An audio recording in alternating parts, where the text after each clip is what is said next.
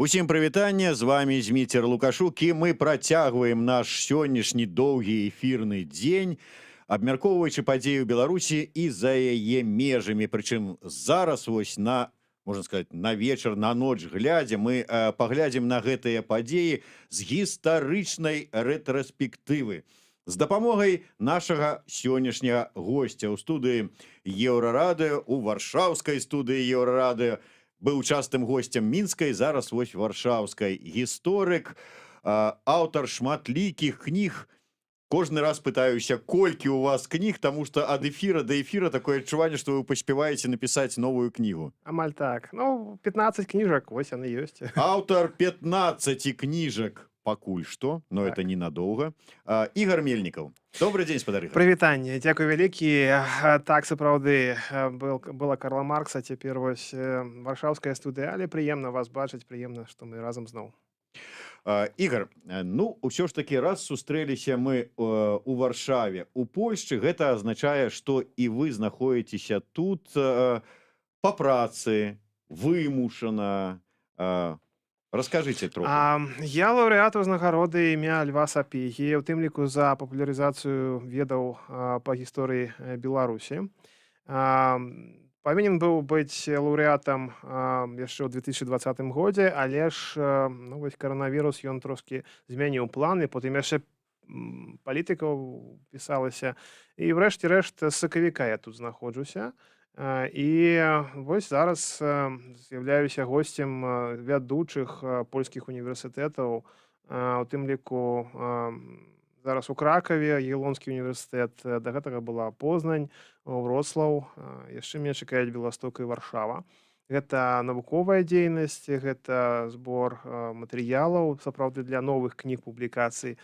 Ну і зразумела, таксама вось дыдактычная дзейнасць, вось лекцыі, сустрэчы, збор матэрыялаў жывых, не толькі архіўных. Ну і само сабой, канешне, сітуацыя не вельмі весёлая. Межы зачынены з розных повадаў. Сітуацыя там на Беларусі не заўсёды весёлая. Таму вось зараз мы сустракаемся ў Варшаве. Але я ведаю, што вы вельмі шмат працавалі і раней у архівах для таго, каб свае кнігі пісаць. А ваша тэма, ваш канёк, як это кажуць, гэта міжваенны час паміж першай і другой сусветнай вайной. Вось Беларусь вот на гэтым скрыжаванні часу. І зараз, ну, для вас, можна сказаць, выдатная магчымасць працаваць у польскіх архівах, у польскіх нейкіх музеях ці яшчэ там дзе. Таму што раней вы працавалі там, і я ведаю, што раней, можа быць, там былі пэўныя там складанасці, каб патрапіць у польскі архіў. А зараз вот на фоне ўсіх гэтых падзеяў, на фоне таго, што вот вы зараз тут, відаць, больш магчымасцяў. Ну, тыя, хто падпісаны на мяне на Фейсбуку, чытае, сябры мае, бачыць, што так, сапраўды, я вось літаральна да вас прыехаў з архіва, цэнтральнага вайсковага архіва, да гэтага працаваў у Шчэціне, архіў стражы гранічнай. Сапраўды, мая тэма гэта міжваенны час, але калі больш так сцісла казаць, то гэта даваенная савецка-польская мяжа. І, канешне, тэма вельмі актуальная. Улады пра гэтую, беларускія ўлады пра гэтую тэму вельмі часта кажуць. Беларускае грамадства зараз таксама шмат цікавіцца гэтым і міжваенным часам, і гэтай мяжой.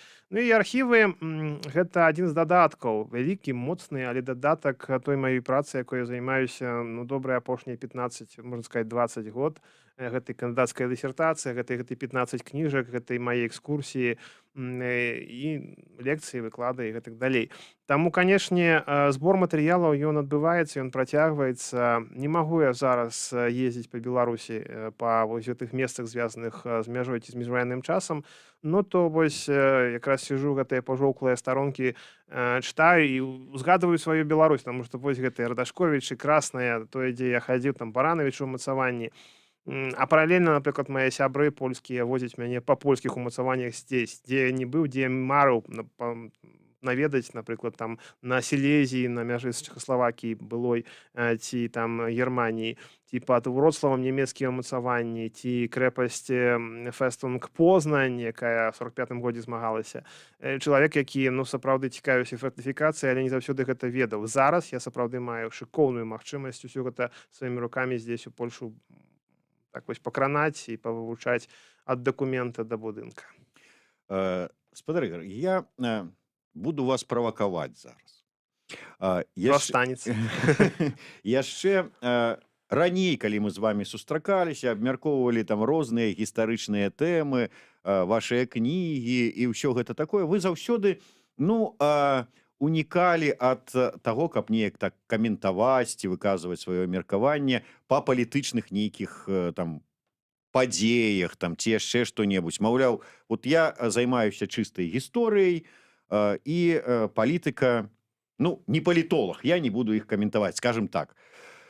І зараз вот нават чытаючы ваш Facebook, да прыкладу, і што тут ужо хаваць, нават вот наперад нашай размовай перад эфірам, вы таксама сказалі, што вот я ўсё-таки палітыку не кранаю.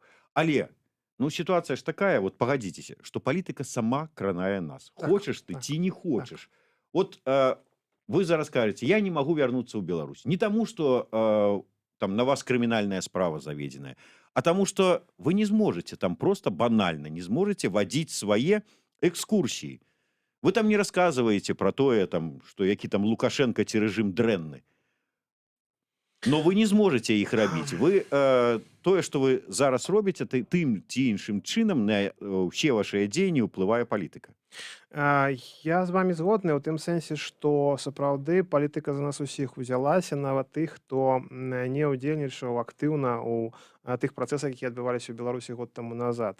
І тое, што я рабіў, сапраўды гэта зараз пад вялікім такім ударам знаходзіцца, таму што да, я добра памятаю 14 год, калі мне зачынілі выставу. Такім банальным дастаткова предлогам, нагодай, што там праблемы з праводкай, але насамрэч ўсё было звязана, конечно, з гэтай польскай тэмай. Зараз, на вялікі жаль, у Беларусі на высокім афіцыйным узроўні вялікі антыпаланізм. Ён вельмі часта неабрунтаваны, таму што праблемы сучаснасці, праблемы ось такого непераварвання Варшавы і Менску на афіцыйным узроўні ўплывае на гістарычныя веды, на гістарычныя факты.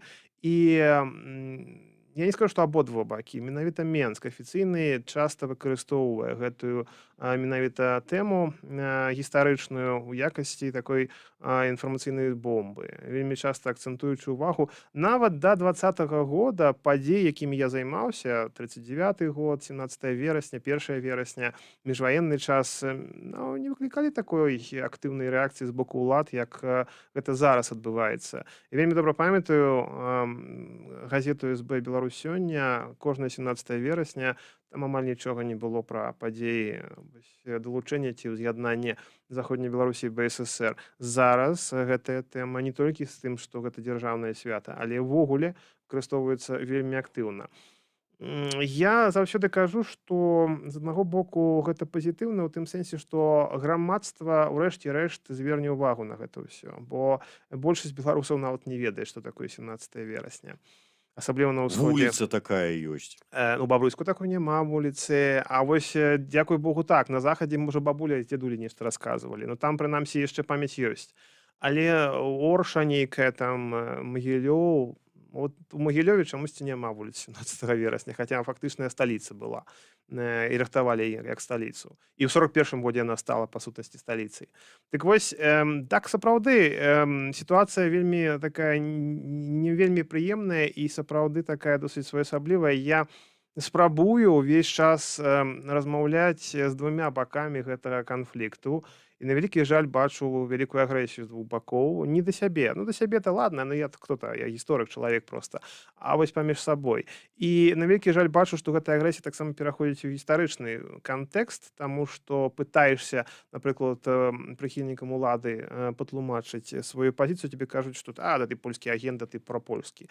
А пытаешся данесці гэта прыхільнікам пераменаў ці там людзям, якія ўдзельнічалі ў пратэстах, яны кажуць, да гэта савецкая гісторыя, не трэба нам гэта ўсё.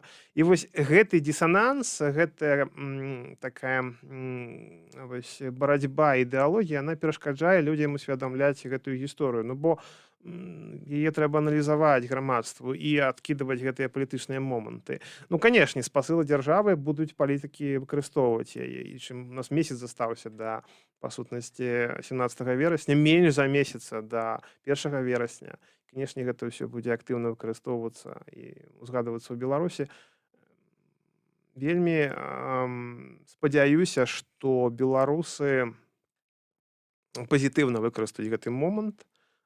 Просто заклікаю іх ісці ў нацыянальную бібліятэку, чытаць кніжку «На мяжы цывілізацыі», якая выйшла, ці кніжку «Чэрвень 41-го» «Спыніць на старой мяжы». Дарэчы, у мяне ў чэрвені выйшла 3-я частка трылогіі пра даваенную савецка-польскую мяжу. «Чэрвень 41-го» «Спыніць на старой мяжы». Кніжку я яшчэ не бачыў у руках, бо я тут знаходжуся. Але ж выйшла гэтая кніга, ёсць яна ўжо там у акадэм-кнізе. 3 кнігі «Чэрвень 41-го» «Спыніць на старой мяжы», «На мяжы цывілізацыі» старонкі гісторыі даваенна савецка-польскага кардона і верасень 39-го «Магіла неаб'яўленай вайны». Вось гэта трылогія пра даваенную савецка-польскую мяжу. Карыстаючыся нашым эфірам, вось так аб'яўлю пра гэта. Вось вы сказалі пра тое, што гісторыя вучыць ці гісторыя паўтараецца. А у чым і з якім перыядам вось вы б зараз параўналі тое, што адбываецца зараз? Вот паўтараецца у чым? Ну, от калі браць Я разумею. беларуска-польскія адносіны. На беларуска-польскія адносіны гэта хутчэй менавіта вось гэты самы міжваенны час, калі у БССР вельмі моцна ішоў антыпаланізм, бо гэта была па сутнасці прыфрантавая рэспубліка. Хоць і была дзяржаўная мяжа, але ж усё ў нас у Менску казала пра тое, што побач знаходзіцца вораг. Але архіўныя дакументы мне сёння кажуць пра тое, што менавіта Польша таксама вельмі баялася Савецкага Саюза. У 37-38 годах пад Баранавічамі адбываліся польскія вайсковыя манёвры. Я вось знайшоў гэтыя унікальныя дакументы, буду іх рыхтаваць да новай кнігі.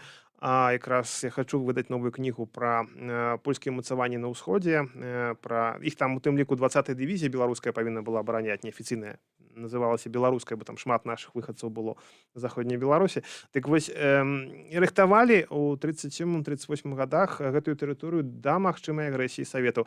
І в гэтых дакументах апісваюцца падзеі амаль тое, што адбылося 17 верасня. То есть тыя ж самыя фронты. Нават напісана зварот ад камандавання беларускага фронта. Гэта за 2 ці год да пачатку другой сусветнай вайны. То бок Польша, зразумела, гэта вось адчувала, што ёсць такі вораг. Ну, канешне, другая рэч паспалітая не магла весці вайну на 2 фронты. Таму ў 39 годзе большасць частак была перакінута на захад і змагалася супраць нацыстаў. Таму на ўсходзе нават вось гэтыя маленькія часці вымушаны былі змагацца гераічна супраць чырвонай арміі. І гэта факт. Што тычыцца, я б яшчэ адзін момант убачыў, вось такі, нават не толькі беларуска-польскія стасункі, я б убачыў рэпрэсіі сталінскія. Вось тут вельмі часта мы зараз абмяркоўваем гэты 37 год, ён так прытча ў языцы вельмі часта з'яўляецца, але я ўбачыў бы гэта ў кантэксце знішчэння беларусізацыі. Вось гэтых момантаў, якія былі, людзі паверылі ў тое, што яны у сваёй рэспубліцы будуць ствараць Беларусь, і вось тут они атрымліваюць. Яны прыязджаюць, яны працуюць у інстытуцыях, яны ствараюць падручнікі для беларускай міліцыі на беларускай мове, яны пішуць гэтыя шыльды на беларускай мове. І вось прыходзіць 37 год, потым польская аперацыя, так званая польская аперацыя 38 года, таму што ахвярамі гэтай аперацыі былі ў тым ліку вялікая колькасць беларусаў, у тым ліку жыхароў памежжа гэтага самага, пра якую мы кажам. І вось гэтая беларускасць ідзе пад жудасны нож. Дарэчы, вось гэтыя праявы генацыду беларускага народа Генпракуратура Беларусі вот па вашых звестках расследуе? Не, канешне, не. На вялікі жаль, тэма сталінскіх рэпрэсій, ну, вось яе проста зараз у нейкім сэнсе замоўчваюць. Я не... Ну, то бок, я не бачу, што нешта змянілася ў гэтым сэнсе. Ёсць нацысцкія злачынцы, канешне, гэта досыць актыўны. Я тут не буду нейкім такім нешта новае казаць, але я лічу, што сапраўды яшчэ вельмі шмат месцаў гэтых пахаванняў нацысцкіх ахвяр, нацысцкіх злачынцаў засталося невядомых. І там варта было, бо я сам, напрыклад, некалькі месцаў ведаю, і варта было б там правесці даследаванне. Толькі не трэба гэтую тэму супрацьстаўляць, напрыклад, бальшавіцкім злачынствам. Не трэба баяцца сказаць праўду пра злачынства, напрыклад, НКУС, таму што, паўтараюся 150 раз, ну, гэта ўсё ж такі была, гэта факт і гэта трагедыя беларускага народа. А вяртаючыся Як пра гэта можна гаварыць? У нас жа ж сённяшняе КДБ, это можна сказаць, тыя, хто працягваюць традыцыі Ну, НКУС. Вот ведаеце, як яны калі была гадавіна КДБ, то на АНТ выйшаў такі досыць цікавы фільм па гісторыі камітэта дзяржаўнай бяспекі і беларускіх сілавых органаў. І там у раздзеле пра сталінскія рэпрэсіі паказалі якраз ахвяры і трагедыю ўсіх кіраўнікоў беларускіх савецкіх спецыяльных службаў. Калі зайсці на сайт КДБ, то мы бачым, што амаль усе да цанавы, уключна, хаця і цанава таксама пасля другой сусветнай вайны сталі ахвярамі. Іх проста прыходзіў новы і прыбіраў усё, што было не толькі самого шэфа, але ж таксама і яго памагатых і гэтак далей. Ну, тое, што яны там плачуцца пра тое, як загінулі адныя каты ад другіх катаў, сваіх наступнікаў, гэта, конечно, іх праблемы, хай плачуцца. Хай яны расследуюць, калі ў іх ёсць сродкі, адкрыць тых, як там генпракурор заявіў, 80 месцаў нейкіх пахаванняў, якія былі там нацыстамі людзі забітыя, хай у Курапатах хаця бы вот правядуць адпаведныя працы і Галоўнае раскапаюць. зараз, каб у Курапатах не з'явілася тэма таго, што гэта ўсё ж такі нацысцкае злачынства. І бел-чырвона-белы сцяг там знойдуць. Я думаў вельмі доўга, думаў, што дзеля чаго вось шэврон знайсці бела-чырвона-белы ці цэшку з пагоняй. Ну, канешне, гэтага нічога не будзе. Побач з адным з месцаў проста быў месца баёў. Я так здзівіўся, калі ўбачыў, напрыклад, парэшткі вінтоўкі СВТ-40. Ну, можете себе уявіць, што кат побач з расстрэлянымі кінуў сваю зброю. Зразумела, што не. Гэта было месца баёў, проста побач яшчэ нацысты расстрэльвалі людзей. І побач былі парэшткі зброі знойдзены. Таму прыцягнуць гэта ўсё. Ведаеце, я вам скажу вельмі проста. З таго моманту, калі мы з вамі вось размаўлялі пра сімволіку, прайшоў нейкі час, і, напрыклад, я вось больш глыбока звярнуўся да, напрыклад, трагедыі калдычаўскага лагера смерці. Яго ахоўваў 13-й батальён СД беларускі. У хлопцаў на шэвронах была нашая сімволіка бела-чырвона-белая. Але гэта не праблема сімволікі, гэта праблема тых самых катаў, якія сваё атрымалі пасля другой сусветнай вайны. Здесь на тэрыторыі Польшы іх вылавлівалі ў Вроцлаве, у Варшаве, там у іншых месцах і судзілі. І на тэрыторыі савецкай Беларусі іх судзілі ў 60-е гады. Пра гэта трэба напісаць вялікі артыкул, падкрэсліць момант, я вось гэта думаю как раз таки зрабіць, падкрэсліць момант уніформы, але пазначыць, што, прабачце, калі ласка, сімволіка-то ад гэтага ніякім чынам не терпіць. Гэта факт таго, што, напрыклад, на Курапатах, в іншых месцах расстрэльвалі людзі, у якіх быў чырвоны колер на фуражках, а сцягі луналі ў Мінску чырвоныя з надпісам БССР. І што мы цяпер? А потым гэты самы чырвоны сцяг быў на Рэйхстагу, які быў павержаны і ўзяты савецкімі войскамі. Ну, то гэта проста факты гістарычныя, якія трэба ведаць. Ну да, но ведаеце, адным не да законаў і, як выглядае, не да гістарычных фактаў, і адныя могуць, будучы міністрамі, хадзіць у форме, ну, ці то НКУСа, ці то міліцыі, але тых людзей, якія былі дачынныя да рэпрэсіяў. Я вам скажу так. І мне ў свой час таксама закінулі ў тым, што я свае экскурсіі вожу ў форме савецкага памежніка, якія былі ў структуры НКУС СССР. Але гэта частка, у тым ліку, гісторыі, і галоўнае, каб гэтую форму не выкарыстоўвалі як сімвал таталітарнай сістэмы. Галоўнае, каб гэтая форма была элементам ўсё ж такі гістарычнай лекцыі, гісторыі, якая была. І вось калі ты тлумачыш і расказваеш, той же самы мундзір, напрыклад, вермахта, мундзір войска польскага і мундзір савецкага жаўнера, ну то в свой час у меня была такая смешная сітуацыя, калі зачынялі маю выставу у Заслаўі, людзей здзівіла, што вось гэтых чыноўнікаў, што стаіць мундзір чырвонаармейца і мундзір войска польскага. Іх здзівіла, што яны паміж сабой ваявалі ў верасні 39-го. На што я прапанаваў, давайте яшчэ паставім мундзіра жаўнера вермахта. І яны паміж сабой ваявалі тады ўсе вось на тэрыторыі заходняй Беларусі. Гэта было, гэта факт, і гэта наша беларуская гісторыя. Ну, это не адмаўляе таго, што потым гэты самы жаўнер у 41-м змагаўся пад Заслаўем супраць нацыстаў, біў гэтых нацыстаў, пагібаў. Ось. Гэта факты. У нас трагедыя, праблема нашая, што ў нас любяць казаць правільная і неправільная гісторыя, патрэбная, непатрэбная. У нас выдёргіваюць кавалачак і расказваюць пра яго, а пра іншы не трэба. Вы ўзгадалі пра тое, што вот хто цікавіцца гісторыяй, ну хаця б вот таго перыяда праўдай пра яго. Я ведаю вас, я чытаў не ўсе 15, но пэўную частку вашых кніг. Ведаю, што у вас вельмі ўзважаная пазіцыя і сапраўды. Было геройства, значыцца, яно называецца геройствам. Было нейкае паскудства, яно так і названае. Я да таго, што вот глядзіце, зараз час такі, калі, ну, звычайная абсалютна кніга, нават не скажу, што там што так, беларуская нацыянальная ідэя, яе там у нейкім экстрэмізме падазраюць.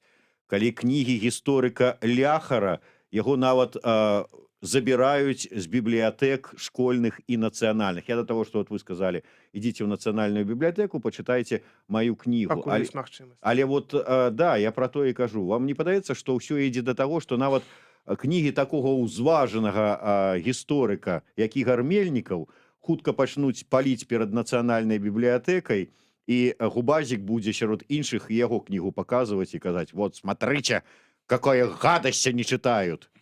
Я вось на гэта ўсё вам скажу такім эпізодам з любімага майго фільма «17 мгненняў вясны», калі размаўлялі Штирлиц з лейтенантам памежнай аховы нямецкай. Он сказал: лейтенант, ну вы же меня сами вызвали на шчырасць. Он кажа: вы верыце ў шчырасць паміж мной, полковником СД, и вами, лейтенантом армии? То есть сказал: ой, пробачьте. А он сказал: ладно, со мной можно, с іншымі не советую.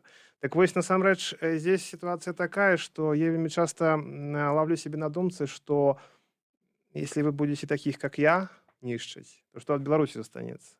Со мной можно размаўляць, а з іншымі то уже не будзе магчымасці размаўляць. Я магу падыскутаваць з гісторыкамі, з апанентамі, але я магу дыскутаваць, паважаючы апанента. А два бакі, яны ўжо сябе не паважаюць, і яны ўжо сябе ненавідзяць. І гэта кепска. Што тычыцца гісторыі, то сапраўды тэндэнцыя не вельмі добрая. Я вельмі спачуваю Віктару Ляхару, таму што чалавек зрабіў каласальны проста задзел працы захаванні гісторыі беларускага мундзіра. Чалавек вывучаў, так, былі памылкі свайго кшталту, але гэта не так важна, таму што не памыляецца той, хто не робіць нічога. Ён робіць і вялікую працу робіць. І зараз, калі з ім размаўляеш, ён кажа, што праектаў вельмі шмат, але ж як іх рэалізаваць, гэта трагедыя. Чалавек заслужаны, чалавек палкоўнік і чалавек сапраўды патрыёт Беларусі. І я спадзяюся, што яго кнігі адкрылі ўвогуле шмат беларускага за мяжой, бо тут у Польшы вельмі часта яго ўзгадваюць і кажуць, што мы не ведаем аўтара, але кніжку памятаем. І я спадзяюся, што прынамсі ўсе гэтыя дзеянні проста будуць правакаваць у добрым сэнсе цікавасць беларусаў да гэтых момантаў, да гэтай гісторыі. Кніжка, як у тых жа палякаў, будзе сам выдатам выдавацца, нейкі там другі об'ект, як кажуць. Выходзіць у інтэрнэт, PDF. Дэструктыўным гэта назваць, ну гэта вялікая памылка. Забараніць гэта афіцыйна. Ну гэта вялікая памылка, таму што ну што забараняць чалавека, ось прымушаць яго з'ехаць, а хто застанецца? Хто будзе рабіць, хто будзе вучыць у школах, хто будзе вучыць ва універсітэтах. Я ўжо здзіўляўся, калі ў педуніверсітэце вучылася вялікая колькасць, напрыклад, выхадцаў з сярэдняй Азіі. Ну добра, яны грошай прывезлі, але ці ім цікава беларуская гісторыя, ці яны будуць беларускімі выкладчыкамі. Вялікае пытанне. А той час, калі я вучыўся ў БТПУ, там сапраўды былі патрыёты, там сапраўды была барацьба паміж дзяржаўным чырвона-зялёным і нацыянальным чырвона-белым, але гэта была барацьба такая ідэалагічная, у сэнсе мы можам падыскутаваць, але не будзем біць морду друг другу. І вось гэтая дыскусія тады была класная, на добрым узроўні. Зараз ты з намі, ці ты супраць нас. І гэта вялікая памылка. Рэчы, вось сапраўды такая сітуацыя. Ну вось Ігар Мельнікаў, так атрымалася, паехаў на вручэнне прэміі, ну Так. і захрас тут у Польшы. Завіс. Ну, я, ведаеце, ўсё ж такі карыстаюся ў добрым сэнсе магчымасцямі, архівамі, бібліятэкамі, лекцыямі, бо маю, акрамя тых фактаў, якія ляжаць у архівах і музеях, ўсё ж такі напрацаваная вялікая колькасць. І буду працаваць, і буду рабіць, і буду прэзентаваць. Ну, але кніжка трэцяя выйшла без мяне. Але я да таго, што шмат вашых калег, гісторыкаў, вымушаныя былі раптоўна з'ехаць з іншых нагодаў. А я прайшоў праз гэта яшчэ раней, да. калі абараняў дысертацыю яшчэ. Да, я да таго, што увогуле у мяне такое ўражанне, што зараз глядзіш, вот праз пэўны час інстытут гісторыі пры акадэміі навук увогуле зачыніць за непатрэбнасцю.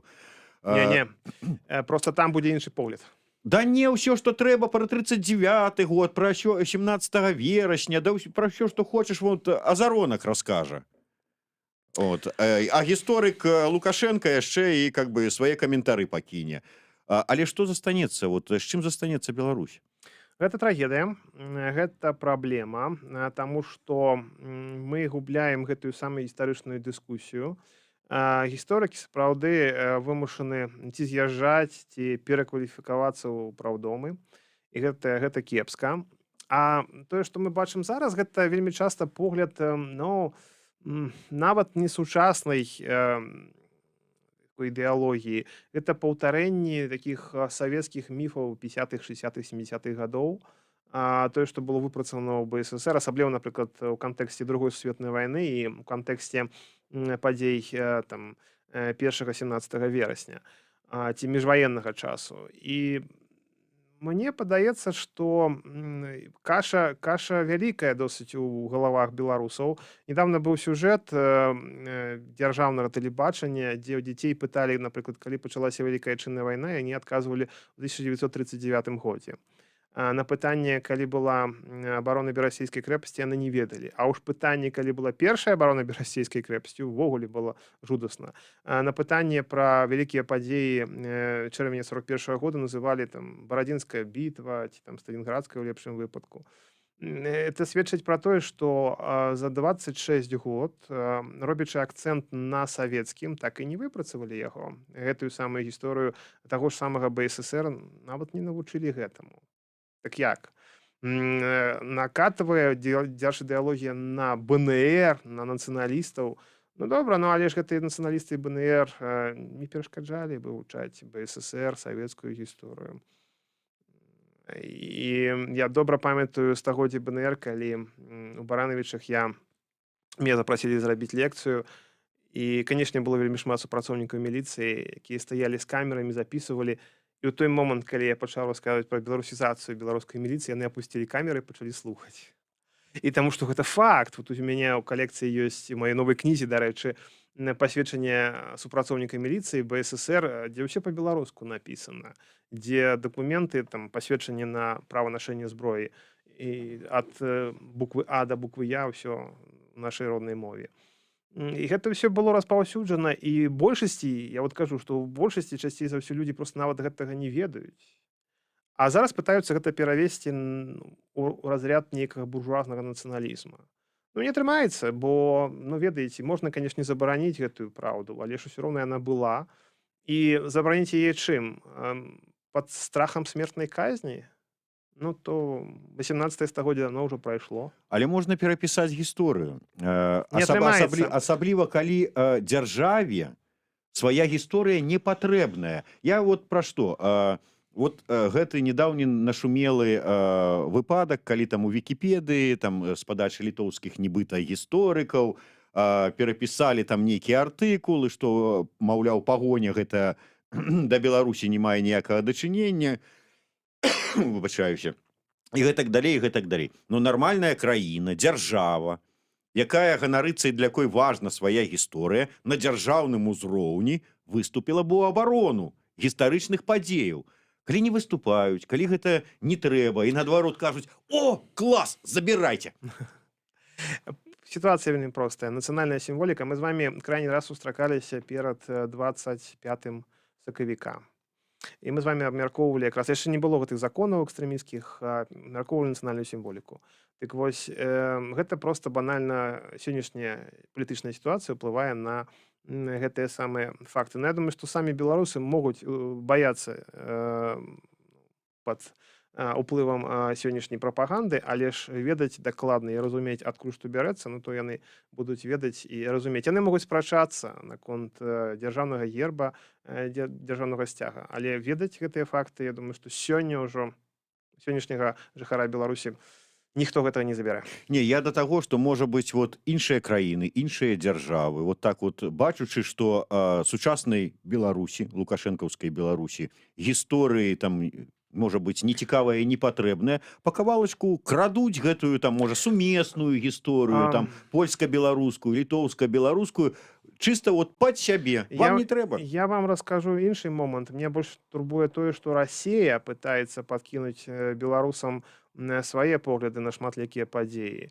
Вось гэты самы польска-беларускі дыялог гістарычны, які быў мінулым час, 14-20 год, то зараз, канешне, тое, што адбываецца паміж двумя нашымі краінамі, гэта проста ў Маскве сядзяць і паціраюць рукі. 39 год, нават калі гэтыя палітычныя моманты былі, Андрэйчанка, кіраўнік парламента, палаты прадстаўнікоў, там было нейкае паседжанне, звязанае з беларуска-польскімі стасункамі, он узгадаў, што мы ж з пачатку вайны пачыналі разам біць нацыстаў. Усё ж такі кто-то яму данёс гэты момант, нягледзячы на ўсе гэтыя моманты палітычныя. І, канешне, ў Расіі пытаюцца выхапіць гэтыя рэчы, зманіпуляваць. Я падчас свайго побыту здесь у Польшы наведваю савецкія вайсковыя пахаванні. Раблю на сваім YouTube-канале «Гісторыя побач» такія сюжэты невялікія і кідаю іх. Кідаюцца мне там, што чаму ж ты не па-расейску кажаш, па-беларуску, ну вось у меня прынцып такі па-беларуску. Але ж відэо класныя, і гэта ламае шаблон шматлікім расіянам, якія лічаць, што ў Польшы ўсё знішчана. І я прыходжу, напрыклад, у тым жа Кракаве, дзе стаіць помнік жаўнер з чырвоным сцягам, і ўнізе стаіць лампадка ад прэзеса Рады міністраў. Кіраўніка, па сутнасці, польскага ураду.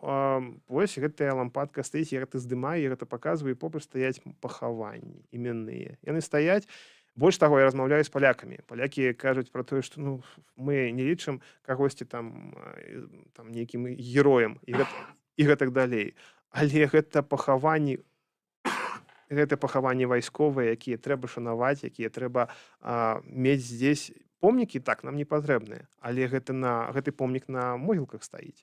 Ведаеце, гэта ламае шаблоны прапагандзе расійскай і дзяржаўнай беларускай, і гэта ў тым ліку адкрывае вочы шматлікім беларусам. Але я гэта раблю не дзеля таго, каб зламаць нейкі там шаблон. Я гэта раблю дзеля таго, каб людзі проста ведалі, дзе ёсць месца памяці, і каб яны сюды прыехалі, таму што нам не надо навязваць палякам гэтыя месцы памяці. Нам трэба, каб беларусы і расіяне гэта ўсё памяталі і шанавалі. Ну і на завяршэнне, уся гэтая сітуацыя зараз вот такіх складаных адносінаў паміж Польшай і Беларусю. Як вы думаеце, вот што губляе Беларусь, накальваючы так вось гэтыя адносіны, можа быць, у гістарычным плане? Для меня, як гісторыка, як грамадзяніна, экскурсавода, вельмі цяжка бачыць тое, што, напрыклад, у нас у Беларусі няма зараз замежных турыстаў. Шмат бы хто паехаў, я гэта ведаю, я пісаў пра гэта Facebook, мы там шмат спрачаліся. Частка людзей проста банальна баіцца, і не беспадстаўна баіцца. Другая частка банальна фізічна не можа паехаць, таму што зачынена мяжа і розныя там рэстрыкцыі робяцца. Я лічу, што ўжо ў гэты момант ударае па нашых стасунках, таму как мінулыя гады 18-19 гісторыкі Гармельніка ў кашульцы з пагоняй стаяў побач з Ленінам і натоўпам палякаў расказваў пра памежную рэспубліку, і што Ленін тут не просты, а ён звяртаецца да чырвонаармейцаў, які едуць на польскі фронт у 20-м годзе. І гэты факт проста ўражваў палякаў. Яны ўражваліся ад нашай Беларусі, ім цікава было. Зразумела, што 17 верасня гэта ўдар па афіцыйным палітычным стасункам, але разам з тым гэта, я думаю, што таксама і па-чалавечаму, ну, не дае магчымасць так зблізіцца беларусу і паляку, якому, в прынцыпе-то, няма чаго дзяліць. Заўсёды палякі, которые вось мае сябры здесь, яны кажуць: "Вот з украінцамі у нас праблема, у нас ёсць валынская рызня, а вось з беларусамі у нас как бы дзяліць-то няма чаго. У 39 годзе вашыя хлопцы і здесь на тэрыторыі Польшы змагаліся, і там у Беларусі, Берасце, Кобрын, Горадне мужна змагаліся. І вось гэтыя моманты я заўсёды казаў з 14 года, што акцэнты трэба рабіць над тым, што аб'ядноўвае, а не над тым, што раз'ядноўвае. І нават гістарычныя факты не трэба выкарыстоўваць дзеля помсты. 17 верасня блізка, і я ведаю, што будуць там нейкія рабіць, я не ведаю, там святкаванні, магчыма, прыцягнуць рэканструктараў да рэканструкцыі падзеяў от 17 верасня. Што вы чакаеце ад гэтай даты, ад гэтага святкавання на дзяржаўным узроўні, і што б вы параілі сваім сябрам-рэканструктарам, якім прапанавалі бы паўдзельнічаць? Я бы хацеў, каб гэта, канешне, не выкарыстоўвалася ў палітычным кантэксце. Зразумела, што на алені Сталіна могуць зрабіць нейкі такі івэнт рэканструктарскі, але думаю, што з рэканструктарам будет кепска, таму што формы-то не так шмат. Форма была ў мяне, у маіх сяброў, а яны, напэўна, не паедуць на гэты івэнт. Іншыя, ну, з Польшай, канешне, нікога не запросіць, бо гэта зноў-такі ўжо акцэнт палітычны. Я бы хацеў параіць людзям, грамадству пайсці ў бібліятэку і пачытаць кніжкі пра 17 верасня. Нават савецкія кніжкі, нават вось нейкія там артыкулы той ж самай савецкай Беларусі і параўнаць іх, напрыклад, з артыкуламі ў інтэрнэце, пашукаць для параўнання розныя пункты гледжання. І вывучыць гэтую тэму, бо на вялікі жаль зараз казаў гэта на пачатку і паўтаруся, проста людзі не прадстаўляюць, якая была гісторыя, чым было 17 верасня, якое значэнне яно мела для Беларусі, якое значэнне аб'яднанне мела для Беларусі, і што такое савецка-польская мяжа, напрыклад, у 41 годзе. Гэта ўжо Польшы няма, а беларуска-беларуская мяжа. І вось гэты факт таго, што саветы працягваюць яе трымаць, вось ён как бы так разбівае той кантэкст, пра які вельмі добра расказваюць зараз ідэолагі. Ну што ж, напярэдадні 17 верасня я, как бы, вот, на жаль, выкажу адчуванне, што от дзень адзінства беларускага народа не будзе днём адзінства беларускага народа, больш за тое, ён можа стаць днём раз'яднання, там яшчэ аднаго кроку ў бок раз'яднання да польскага і беларускага народа. Ну, я спадзяюся, што народы, аднак, не раз'яднаюцца, а дзяржавы так, на ўзроўні палітычным. Але ж грамадства, спадзяюся, што ўсё ж такі знойдуць свой агульны, таму што, ну, у нас не забяруць Нясвіжскі і Мірскі палацы, у нас не забяруць палацы там, шляхты былой, Агінскага у нас не забяруць, урэшце рэшт палонэс Агінскага ў парламенце іграе, вы ведаеце. А насамрэч, ну, што ж, людзям трэба размаўляць звычайным. Гісторыя, так, ёй будуць маніпуляваць, і гэта неправільна. Але з другога боку, часы кепскія, і сапраўды тое, што зараз паглыбляецца, вось гэтае раз'яднанне паміж беларусамі, паміж грамадзянамі Беларусі, гэта кепска. Я вельмі спадзяюся, што і выйдуць людзі з турмы, урэшце рэшт, з турмаў, і падручнікі ў нас будуць сапраўды беларускія, і не будзе у нас такой канфрантацыі, як зараз. І кнігі Ляхара вярнуцца ў бібліятэку, а кнігі Мельнікава і Лукашука з Гаруновым не будуць лічыць экстрэміскімі. Дзякуй вялікі. Ігар Мельнікаў, Зміцер Лукашук у сумесным праекце Еўрарадыё і Е-прамовы.